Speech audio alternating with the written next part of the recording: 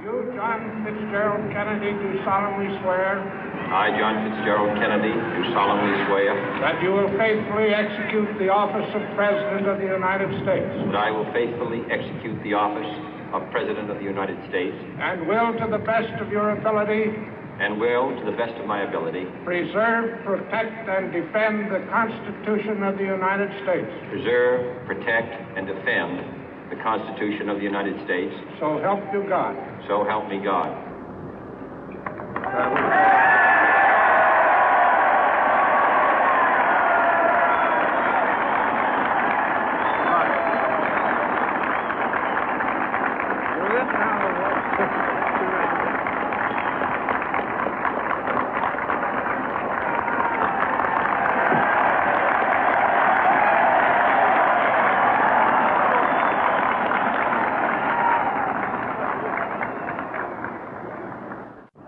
Vice President Johnson, Mr. Speaker, Mr. Chief Justice, President Eisenhower, Vice President Nixon, President Truman, Reverend clergy, fellow citizens.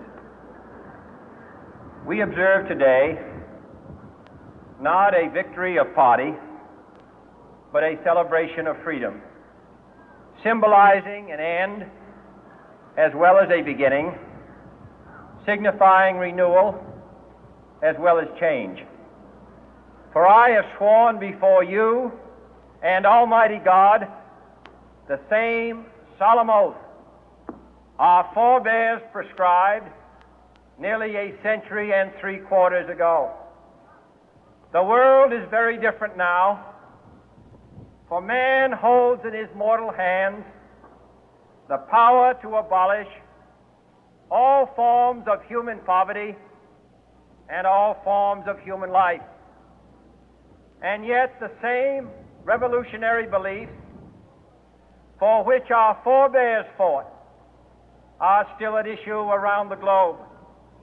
The belief that the rights of man come not from the generosity of the state, but from the hand of God. We dare not forget today that we are the heirs of that first revolution. Let the word go forth from this time and place to friend and foe alike that the torch has been passed to a new generation of Americans born in this century, tempered by war, disciplined by a hard and bitter peace, proud of our ancient heritage, and unwilling to witness or permit the slow undoing of those human rights to which this nation has always been committed and to which we are committed today at home and around the world.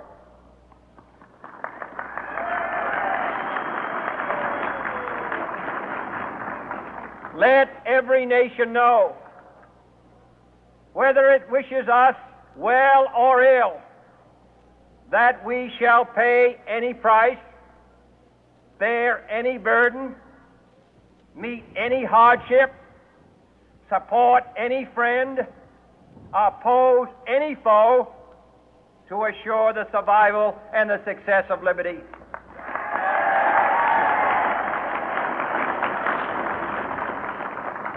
This much we pledge and more. To those old allies whose cultural and spiritual origins we share, we pledge the loyalty of faithful friends. United, there is little we cannot do in a host of cooperative ventures. Divided, there is little we can do, for we dare not meet a powerful challenge at odds and split asunder. To those new states whom we welcome to the ranks of the free, we pledge our word that one form of colonial control shall not have passed away, merely to be replaced by a far more iron tyranny. We shall not always expect to find them supporting our view, but we shall always hope to find them strongly supporting their own freedom, and to remember that in the past, those who foolishly sought power by riding the back of the tiger ended up inside.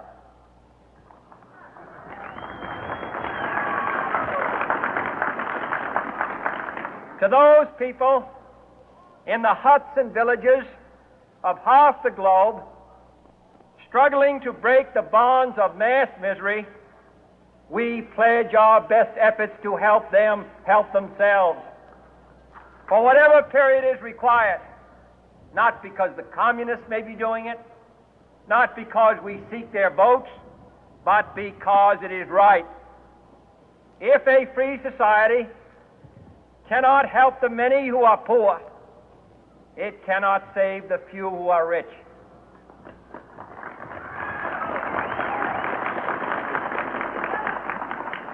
To our sister republics south of our border, we offer a special pledge to convert our good words into good deeds, in a new alliance for progress, to assist free men and free governments in casting off the chains of poverty. But this peaceful revolution of hope cannot become the prey of hostile powers. Let all our neighbors know that we shall join with them to oppose aggression or subversion anywhere in the Americas. And let every other power know that this hemisphere intends to remain the master of its own house.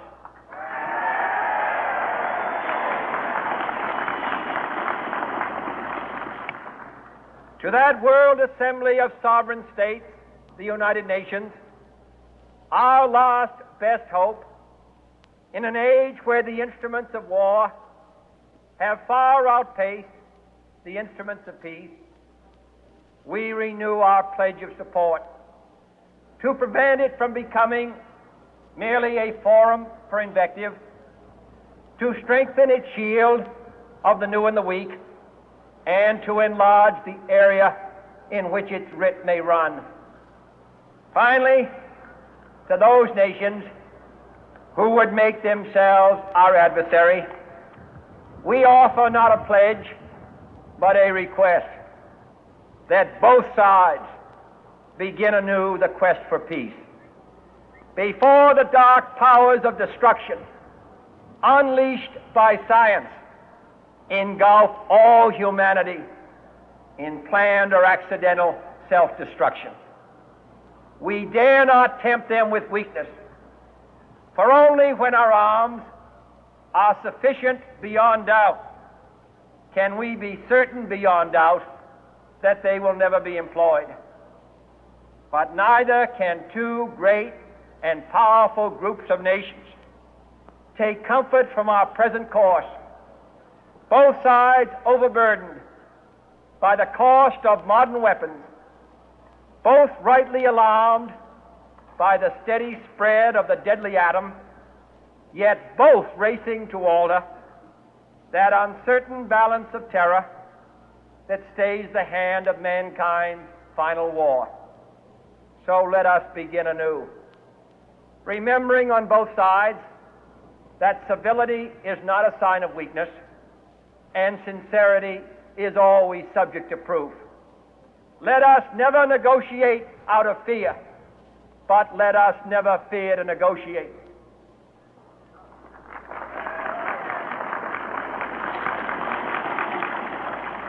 Let both sides explore what problems unite us, instead of belaboring those problems which divide us. Let both sides, for the first time, formulate serious and precise proposals for the inspection and control of arms, and bring the absolute power to destroy other nations under the absolute control of all nations.